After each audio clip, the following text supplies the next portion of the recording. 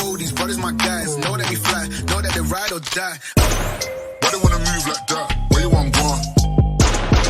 Hello, welcome back to সংশয় Riders page again. তোমরা সবাই জানো যে আমি খুব কম দামে বাইক সেট আপ, বাইকের খরচাপাতি মোটামুটি কম খরচার মধ্যে করারই চেষ্টা করি। বিভিন্ন দোকানে গেলে হয়তো বেটার আইটেমস পাওয়া যায়, জিনিসপত্র অনেক পাওয়া যায়।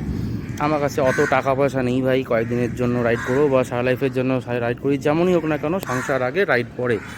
যাই হোক, তো বেশ কয়েকদিন ট্রায়াল অ্যান্ড এরারের পরে আমি একটা ভালো পজিশন খুঁজে পেয়েছি আমার ফোন হোল্ডার হিসাবে। দেখো ভাই, সবার ক্ষমতা থাকে না যে অ্যাকশন ক্যামেরা কেনার, কিন্তু ভিডিওটা করতে হবে, তাই না?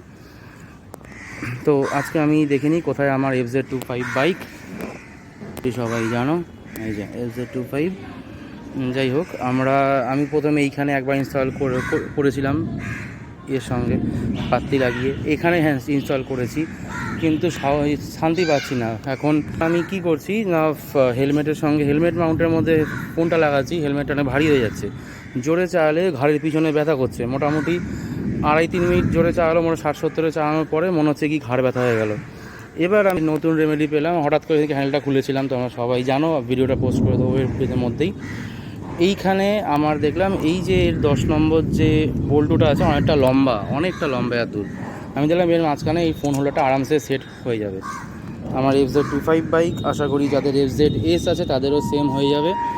এটার সুবিধা কি হয়েছে না, এই হ্যান্ডেলের এই পজিশানটা ভিতর দিকে ইনক্লাইন, আর এই ফোন হোল্ডারটার যে কোনো ইনক্লাইনেশনটা বাইরের দিকে থাকে, তার জন্য ভিতর বাইরে মিলিয়ে জিনিসটা স্ট্রেট দাঁড়িয়ে গেছে এইখানে। চলো ভিডিওটার সঙ্গে আমরা কিছু এক্সাম্পলস দিয়ে তোমাদের দেখিয়ে দিই। আমি 3টে মোডে শ্যুট করব।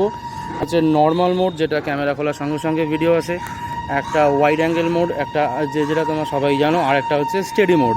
সবার ফোনে স্টেডি মোড থাকে না, কিন্তু আমার ওয়াইড অ্যাঙ্গেল মোডটাই বেশি ভালো লাগলো। চলো দেখি কেমন লেগেছে টোটালটা।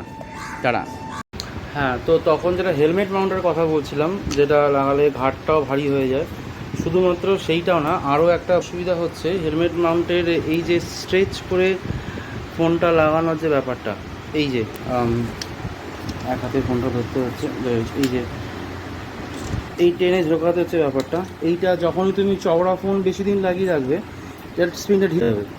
সরু ফোন লাগালে তখন নড়বে, আর এমনিতেও টানা ইচ্ছা করতে করতে এই দেখো বেল্ট নড়ে যায়। তখন একমাত্র উপায় কি, এটা এখান থেকে খুলে এখানে MCL দিয়ে সেট করো, তখন আবার এই হেলমেট মাউন্টটা অন্য কোথাও ইউজ করতে পারবে না।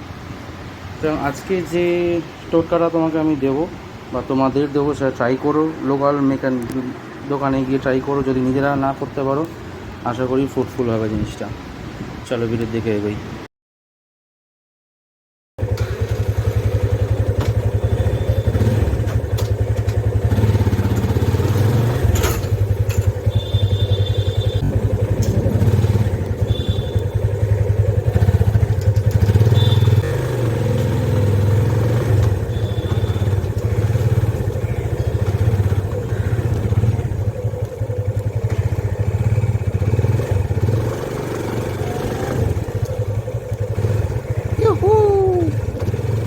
One just cannot get a better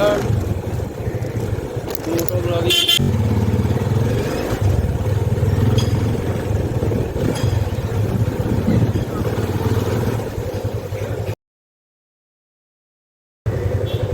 Now filming it on steady mode, anti-shake mode.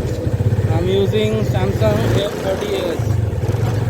অনেক পুরোনো ফোন, কিন্তু হ্যান্ডি, ছবি ভালো আসে, পিকচার ভিডিও ভালো আসে,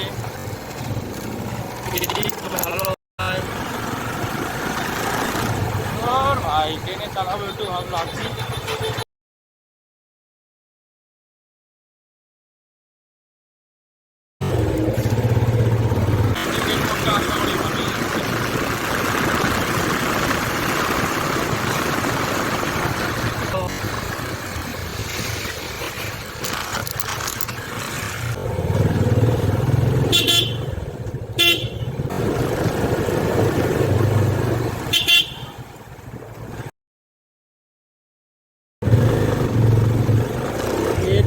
ভালো মোটো ব্লগিংয়ের জায়গা আর হতেই পারে না। পারফেক্ট ফর সংসার রাইডার। কবে থেকে ভাবছি একটা ভালো পজিশান চাই, পজিশান পাচ্ছিলামই না। এই রাস্তাটা আমার আগের অনেক ভিডিওতে দেখেছি, এর আগেও আশা করি। ও মাই গড, হোয়াট আ ভিউ! আমি এখন বাইকটাকে সামনে উঠতে পারবো যে ভাইব্রেশন কতটা হচ্ছে দেখে। বাইকটা নিয়ে আসলে ভালো হতো।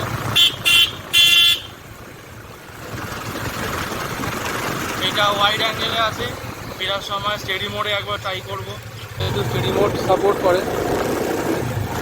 আশা করি ভাইব্রেশন অনেকটা কম হচ্ছে এবার ফোনে।